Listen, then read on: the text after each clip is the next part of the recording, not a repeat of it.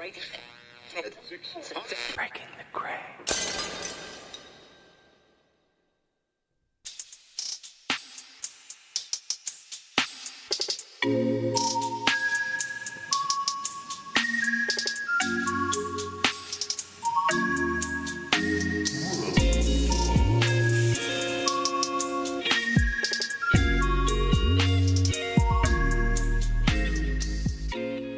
Boom. That's right. Bonus content. Everyone loves bonus content. That's why we got Sarah to give you her quick hacks, on-the-go content just for you about specific things that we know are going to help you along the way. Take a listen. Here we go. All right, Sarah, we're back. We are still in our extra time, extra minutes here, giving our fans a little bit of extra content to brighten up their days. And I'm going to leave it open. This is a wild card. I'm going to let you choose. You give us some quick tips on something that's near and dear to your heart. So, okay. Well, what about structured water, Russ? What about talking about different kinds of water and how that works in the body? I love water. I know nothing about structured water. I'm ready. Let's do this. So structured water it's water that the structure has changed in some way by manipulating it in some way. And okay. For example, like when you shine light onto water, if it's in a certain container or, specifically if it's in the body, you can actually change the structure so that it actually functions differently in the body. Okay.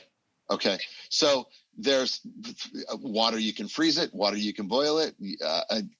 How does it work? Give us some tips. Yes, so that is the principle. There are various things you can do to water to change its structure and to make it more available in the body. And in fact, what scientists are beginning to find now is the body actually does that itself. So the water that you have in the body is not like the water that you have in your bathtub. Like the water you have in your body is structured in a different way, that it works in a different way in the body. So if you have a surface in the body, like all of the surfaces in our body are charged, like all the membranes, everything, all the blood vessels, they all carry a charge. And that charge then is reflected in the water. So the positive and negative parts of the water, because water is polar, it's polarized, which means it has positive and negative aspects. The positive parts are forced out, and then you have the negative aspect nearer the membrane. So you actually can have water which more resembles ice, but without the interconnecting bits. So it's slippery. You have this water, it's more like a gel. Yeah.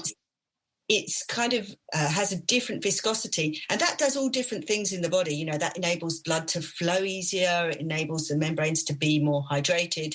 So there is some argument for how you could maybe structure water that you drink to have these different potentially healing properties. Sure. What are the benefits and healing benefits, huh? Well, if you think about like famous healing waters, people go to places like Lourdes here in Europe to be healed. You're bathed in the water and you have this healing property of the water. Now, is that something that's kind of spiritual, or is that actually a physical property of the water, that the water is actually changed there? And so there is some evidence that you can actually have water with different properties that does have healing effects in the body. Right. And this is very interesting. And now people are doing all kinds of things to structure the water. The most simple thing you can do to structure the water maybe is to shine light on the water, because it causes this effect where you have this charging effect. And, I know people who have different coloured glasses of water and they have light shining through it, and that can change the property of the water. It's almost like water acts as a repository of information. You can store information in water. Holy moly. Store information, like memory? Yeah, like memory of water. Like there's a Japanese chap who's called Emoto, and he did some experiments. I don't know if you ever saw anything like this, where you could pray over the water, or you could say revolting insults to the water, or play awful music or good music, and then the crystal structure of the water would change in accordance to the manipulation that you've done. Wow. So holy water, yes, truly, truly is holy water.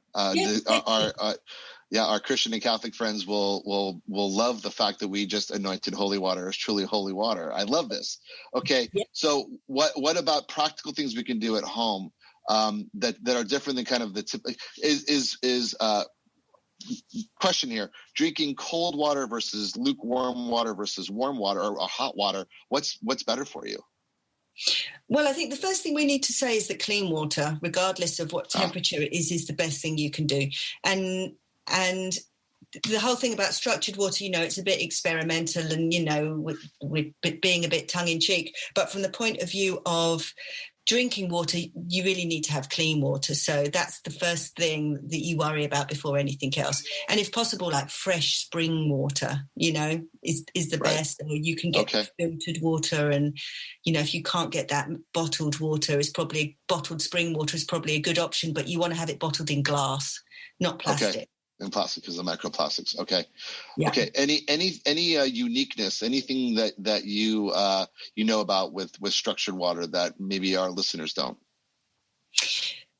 So I could talk about water for a very long time, and I know we're doing our little. I was going to say injury time there. It's not injury time; it's extra time. But we're doing our little slot, so I don't want to go on too much because I could talk a lot about deuterium water, which uses a slightly different isotope of hydrogen, which is something again that's made in the body and that has a very interesting effect on our mitochondria and about how our biology works. And I think perhaps maybe in season 2 we'll get on to a little bit about water as a general subject. But I think from the point of view of biohacking, what most people would agree on is having clean, natural spring water, and then maybe the temperature has an effect, but if you want to simply structure your water, you could try and do something, like even yourself putting positive intentions on the water before you drink it. People have made all kinds of various devices, or putting it out in the sunlight because sunlight does have a charging effect on the water. So water is the most fascinating element on the planet. Yeah, it's totally amazing, and we really don't understand it fully. And yes, you're right. I mean, this is a scientist that I admired very greatly, May Wan Ho. She said, "Water is the mean and median of life." It's the whole. It's the whole thing that life is based on is water, and it's the whole. The body totally relies on this complicated dance of water and all the other molecules in our body. So yes, it's a big topic. Now, let's go through how much water are you drinking in a day and what forms? So I don't like to kind of have a measure to say that you have to drink this amount of water, because I think, again, it's all down to individual. I would say if you are peeing, fairly clear, that's a good gauge that you're hydrated enough. If it's kind of I don't want to be too graphic, but you don't want to have dark yellow pee. So you want to make sure that you are self-monitoring yourself, because you can be very prescriptive and say you need to drink 2 litres of water a day, but for some people that may be too little and some too less. So you want to monitor yourself. You don't want to be thirsty. You don't want to be over drinking. Like, you don't want to be over drinking with meals so you're flushing out all the nutrients. Yeah. Pay attention to your body. Yeah. Pay attention. Around about 2 litres as a rule of thumb. To your body.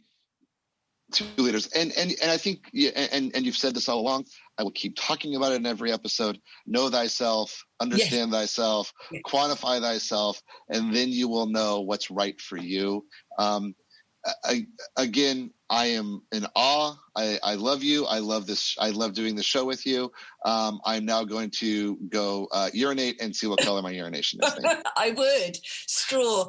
Just like straw, Russ. That's what we're aiming for. I'm going to throw this out there from our last little episode. I am a fun guy. I do love mushrooms. I had to throw it in there, and now I'm going to go pee clearly. So I appreciate it. You're not a mushroom man. Thank you again. Yes, I'm a mushroom man. Thank you so much. Thank you. Take care, Russ.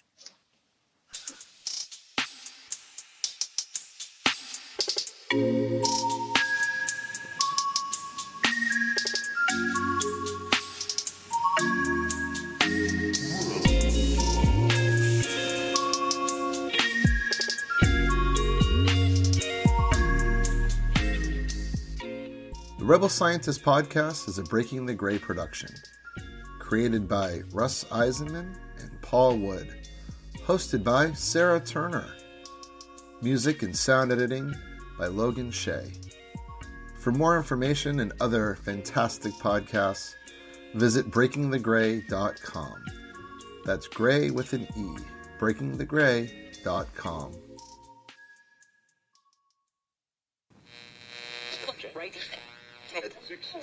Breaking the gray.